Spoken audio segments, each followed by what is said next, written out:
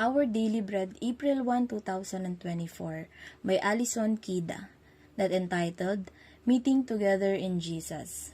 Ang ngayong scripture ay mga Hebreo, Kapitulo 10, versikulo 19 hanggang 25. Sabi dito, mga kapatid, yamang tayo nga ay mayroong katiyakan sa pamamagitan ng dugo ni Jesus, makakapasok na tayo sa kabanal-banalang dako. Siya ay nagtatag ng isang bago at buhay na daan para sa atin sa pamamagitan ng tabing ng kanyang katawan at mayroon tayong dakilang saserdote na namumuno sa bahay ng Diyos. Tayo ay lumapit na may tapat na puso at lubos na pagtitiwala at ng pananampalataya dahil winisikan na ng Diyos ang ating mga puso upang malinis ang ating masamang budhi at gayon din hinugasan ang ating mga katawan ng dalisay na tubig. Manangan tayong matibay sa pag-asang ipinahahayag natin na walang pag-aalinlangan sapagkat siya na nangako ay matapat. Isaalang-alang natin na magpalakasan tayo ng loob sa isa't isa patungo sa pag-ibig at mga mabubuting gawa. Huwag nating pabayaan ang ating pagtitipon-tipon katulad ng iba na may ganyang kaugalian. Sa halip, palakasin natin ang loob ng isa't isa, lalo na inyong nakikita na nalalapit na ang araw. So sabi niya, when I went through an extended period of emotional and spiritual pain and struggle due to difficult circumstances in my life, it would have been easy for me to withdraw from church, and sometimes I did wonder why bother, but I felt compelled to keep attending each Sunday. As a Christian, meron talagang ganong conviction yung even though you are struggling to stand up and walk, may magtatayo sa'yo at akay na wait. Tara, rest nga natin yung church bakit tayo titigil? 'Di ba? So to continue, sabi niya, although my situation remained the same for many long years, worshiping and gathering with other believers in services, prayer meetings, and Bible study supplied the encouragement I needed to persevere and remain hopeful. And often, I'd not only hear an uplifting message or teaching, but I'd receive comfort and listening ear or a hug I needed from others. At meron naman talagang times that we will feel na nanlalamig tayo spiritually.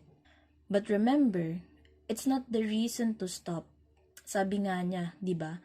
Kapag dumadalo siya sa mga activities sa church, hindi lamang siya nakakarinig ng mga katuroang nakapagpapagaan.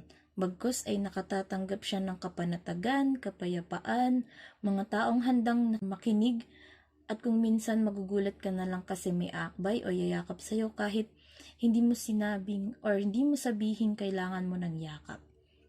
To show you how grateful they are that you are there with them knowing more of Jesus. Saka kamangha-mangha talaga na mapapansin mo every time that you're struggling personally, parang nararamdaman nila yung nilalaman ng puso mo. I remembered there's this someone in our church who's always na nagtatanong kung kumusta na ako. And of course, I'll answer, I'm fine, I'm great, I'm still blessed. Pero there's one day na hindi talaga ako okay. Still, I attended Sunday service hoping to have clarity. But unfortunately, everyone is busy even before the preaching. Kaya wala talaga akong nakausap before. And I don't know if gusto ko ba talagang makipag-usap. Then, I eagerly listened to the teaching. And it is related to my personal problem. Yet, kinimkim ko lang yun.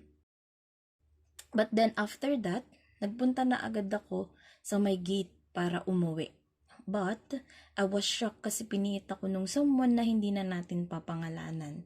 And she asked, kumusta ka na? Kumusta ka naman? And hindi ko alam. I smiled at her at sinabi ko na lang, ate, hindi kasi ako okay.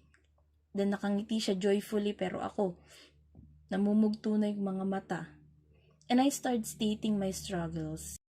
There's this light energy coming from her, kaya ako nag-open up. And ayun, she started giving me advice and verses na talaga namang binaon ko even after ko malampasan yung certain struggle ko na yun.